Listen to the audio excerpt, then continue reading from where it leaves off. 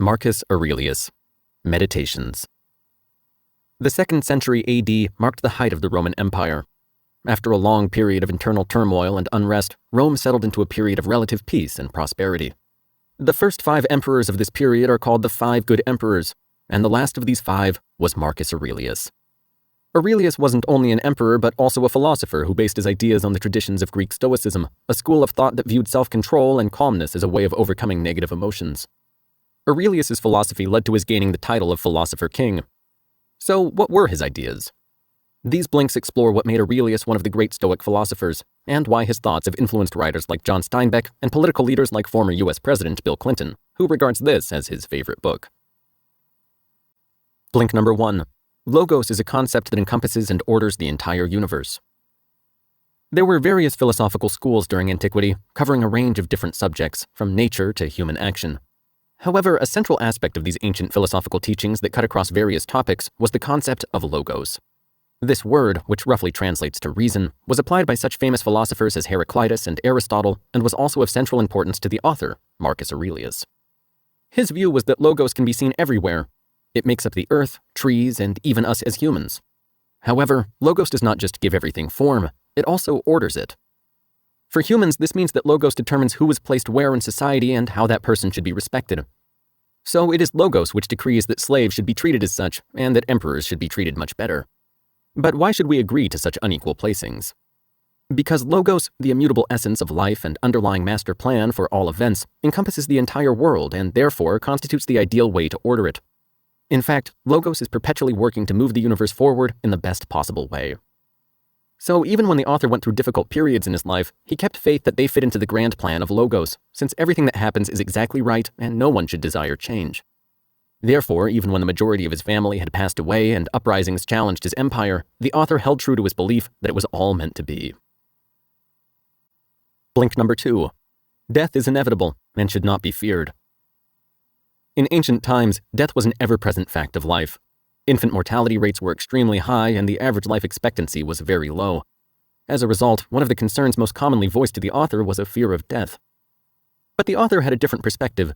He didn't think that people should fear death since all beings, living or dead, are still part of logos. As such, dying is simply logos leaving a body that began dying the instant it was born. When a person dies, they once again become part of the greater logos. From there, their essence is reused to form new living beings who continue this endless cycle. Furthermore, death only comes exactly when logos needs it to. After all, since logos has a greater plan, it's no use to fear any of the millions of things that could kill you. So if the author was destined to die of cancer in old age or on the battlefield in an instant, there would be nothing he could do about either fate. It would be useless to fear something so inevitable. And beyond that, he knew that even the best people die. So, at times when the author did feel overwhelmed by death, for instance when he lost his wife, he reminded himself that everyone dies eventually. Whether you are a great emperor, a philosopher like Plato, or a valiant gladiator, you must embrace mortality, not live in fear of it. Blink number 3. Life is too short to waste your time complaining. So anybody can die at any time, whether from a heart attack, a freak accident, or simply old age. And since you don't know when your death will come, it's important to always be the best you can be. Letting yourself be annoyed by the things you have to do just takes away time that could be spent living. Nobody should waste their life complaining about how hard it is to live. For instance, even though the author didn't like having to hold court, he always did so happily because it was his belief that he shouldn't spend a moment of his short life begrudging his responsibilities. After all, if Logos needed him to spend the day in court, he should do so and not let others suffer from his complaints or a non-functioning court. But beyond that, since our time on Earth is limited, it's essential to get as much done as we can. For instance, instead of lounging in bed until midday, the author was always trying to be more productive.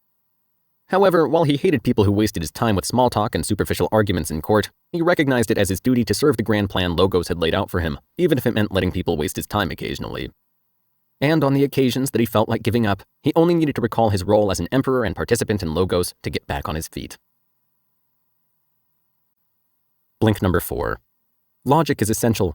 Emotions can kill our reasoning and cause us unnecessary harm. The author and the Stoic school of philosophy, of which he was a devoted follower, valued reason and a logical perception of the world over all else. Therefore, they considered a calm and analytical mind better than one ruled by desires and feelings. This approach makes sense, since Logos is primarily about governing through reason and order. It's a system in which everything that happens was supposed to and is therefore good. For instance, if your house burns down, you could see it as a disaster because all your belongings would be lost with it. Or you could see it as beneficial since you can cash in on your home insurance. Basically, the essence of any event depends on how you perceive it. So if you accept the premise that Logos has good reasons for everything that occurs, you should see such an event clearly and take it for what it is, necessary for the greater good. Perhaps your house burning down will make you move to a new neighborhood where you'll meet the person you eventually fall in love with. Or you might use the insurance money to take a life-changing dream trip around the world. However, it's important to keep in mind that human emotions are a threat to reason.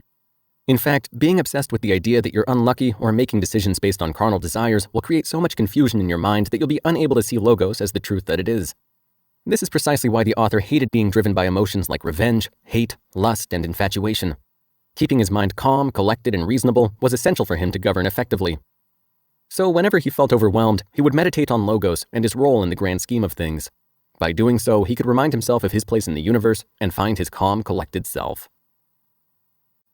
Blink number 5. The only pain you can truly suffer is the pain you inflict upon yourself. Ancient Rome was full of dangers, especially for an emperor. All too often, powerful people would fall victim to torture, poisoning, and injuries in combat, or would see loved ones murdered by enemies. The author coped with the pain caused by all this suffering by maintaining his belief that experiencing physical pain is still a part of the greater good that is Logos. The plan Logos lays out for the universe necessitates that people sometimes suffer for the natural order to proceed. Therefore, if someone is tortured and killed, experiencing horrific personal suffering in the process, it is still correct in the grand scheme of things because it is what was meant to happen. In fact, the author lost nearly all 13 of his children during their infancy, and his wife eventually joined them, dying at a young age. But by reminding himself that all things happen for good and logical reasons, the author was able to remain calm through these hardships. After all, since Logos is reasonable, anything that happens is necessarily good, and rejecting such fate is unnatural. Humans are also entirely responsible for the decisions they make. Any harm done to a person from an external source is something beyond their control, and therefore something that can't truly harm them. How so? Well, since Logos is a part of every human, the only thing people can do is accept pain and move on without complaining. Complaining simply disrespects the immortal logic of Logos that is embedded in every person and inflicts further pain upon oneself. Thanks for listening to our Blinks to Meditations by Marcus Aurelius. The main point is that the universe and life itself are governed by a force that encompasses and orders the world, Logos. Logos offers proof that all things happen for a reason. Therefore, there is no reason to fear death or suffering or to doubt your duty to society, as each is part of a greater, flawless plan. Hey, one last thing. We'd sure love to hear what you think about our content. Just drop an email to remember@blinkist.com with meditations as the subject line and share your thoughts.